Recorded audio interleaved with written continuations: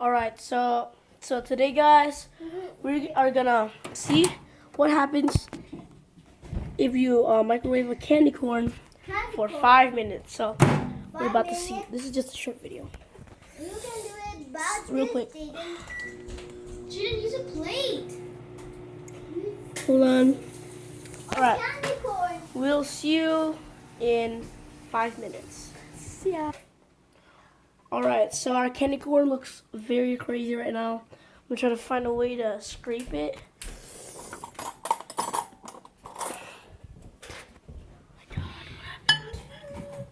Oh man, it's hard. It looks like wax or something.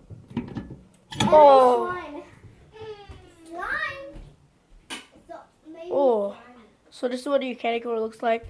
It's gum shaped and it's very hard. It's not that hot if you put it for 5 minutes. Oh. Well, for some reason our microwave is hot because see it says Magic Chef. We can make anything hot like pizza, bread, anything. So yeah, this is what happens when we microwave candy corn in our microwave. So I hope you guys enjoyed this short video or not.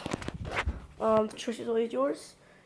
And I'll see you guys in the next video or experience challenge. Bye guys.